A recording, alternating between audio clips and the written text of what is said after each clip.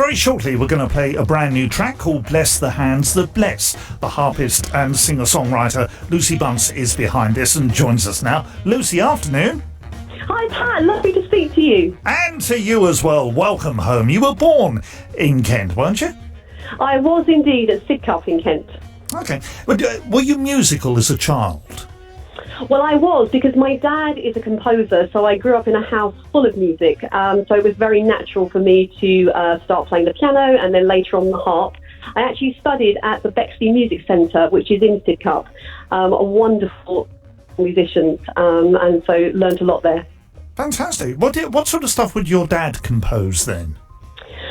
My dad, all sorts of things over the years, but he was a teacher, so a lot of the stuff that he was involved with was within education and for children, and run a publishing company for many years.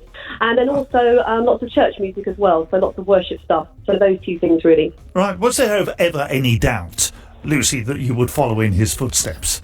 I don't think so. I mean, there was no pressure ever at home, but I think I never thought about doing anything else with my life. That's absolutely true. And you mentioned the piano, but the harp, I guess, was your first love, was it? Well, you know, it's all down to a wonderful man, now departed, called Malcolm Fletcher. And some of the listeners may well remember Malcolm. He ran the Bexley Music Centre for many years, and he had the idea that he would buy some harps for the centre. He wanted to get harp playing up and running in Kent. And so he was looking for young people to play them. He knew that I sang, and I think he probably imagined that one day I might sing and play the harp at the same time, and he was right. And he just asked me after a school concert in Sidcup, would I like to play the harp? And I said, oh, all right then.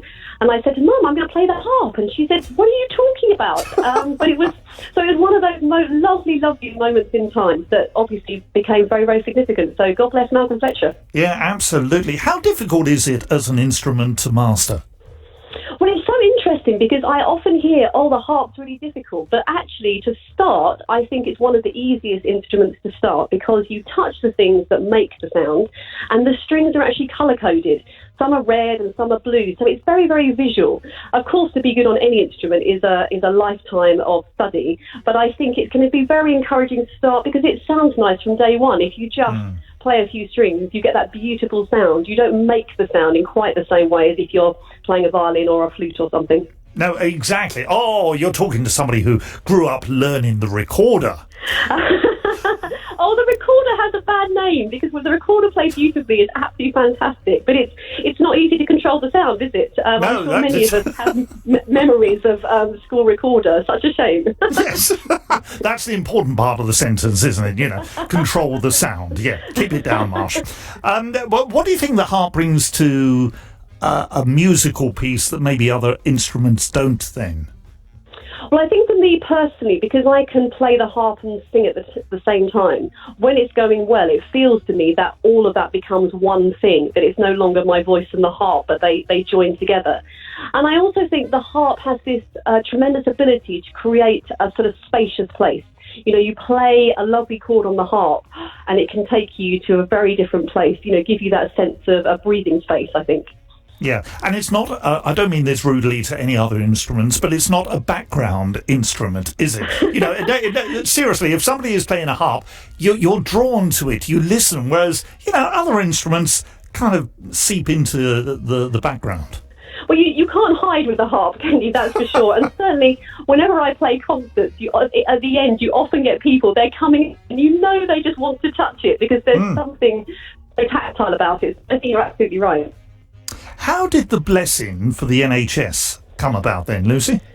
Well, I have a dear friend, Dr. Susie Hunt, and she works up at Addenbrooke's Hospital here in Cambridge, running something called Doctors for Doctors, which is a specialist service that supports all the staff potentially up at the hospital. And she's also a fellow musician, and she just said to me, would I write a blessing for the NHS? So I did, and this was back in March. I just literally recorded it on my iPad and sent it to her. And in some of her sort of groups with medics, she used the blessing as part of the service she was providing. And then I think in the summer, things got a bit better, didn't they? But once the second lockdown kicked in, I just thought it would be amazing to make a proper professional recording of the blessing and just get it out, further to bless as many of our amazing NHS staff as we can. I can wear a mask, I can stay at home, I've got no medical skills, but I can write And I just hope it ministers to people who are doing such an amazing job. Did you start with the words or the melody for this? Do you know, I can't remember back in March, but I think I probably sat down and played something at the harp and started thinking about the topic of the song. And I think the idea of bless the hands that bless came really quickly. I imagined these many hands that are working so hard every day to serve us, and that surely they must need a space to open hands to receive what they need. And I think you're absolutely right. I mean, in an ideal world, every member of the NHS would be able to have a couple of minutes, 2 or 3 minutes a day, just to listen to something like this, just to ground and centre them. I think you're right, because not only is there the beauty of the music, it creates this spacious place.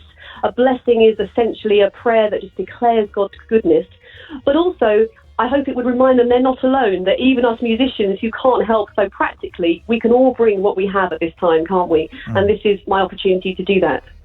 What sort of reaction did it get, when you first put it on Facebook and the word got out there?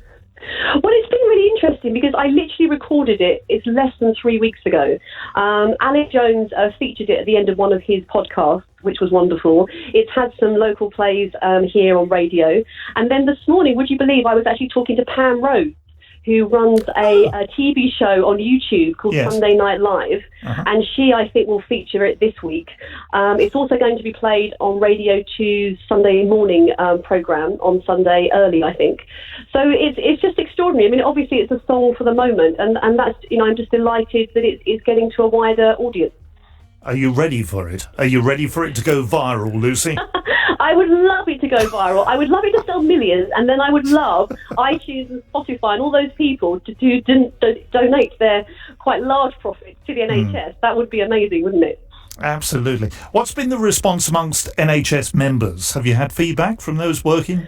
Yeah, I have, and I think it's what you were saying. It's this opportunity. The song, it probably lasts, 3 minutes? It's not very long, but actually just taking 3 minutes of just receiving every day and receiving that goodness of God and receiving the fact that we're all behind them, even though we're not there in person. That's been the response, and I think it's it's just lovely to be able to have done that. Technically, how did you go about the recording process? Was that a bit of a song and a dance for you? Well, it was definitely a lockdown recording. It was not glamorous. It was not travelling to a lovely studio. So I got in contact with a dear friend, Chris Mitchell, who's actually in Reading. And I said, can we do this in lockdown? So I was in my music room, curtains closed, blankets on the piano, trying to soften all the hard surfaces. I sent him a harp track. He then did nice things to it and made it sound like it was in King's College Chapel or whatever, sent it back. I then recorded a vocal track on the top. I then sent that to him, and then he did his magic. And now it is out there for all of us to enjoy. We're going to play it in a moment or two. If people would like a copy for themselves, how would they go about doing that? It's on iTunes, it's on Spotify, it's on all the other ways that you can stream music. So it's out there in any way that you would like it. Fantastic. You know what? Malcolm Fletcher would be so proud, wouldn't he? I think he would. Brilliant. Great to talk to you. Lucy Bunce, thank you for being with us. And let's enjoy now the very special track, which, as we say, is available now. The chance for you to enjoy the blessings for the NHS.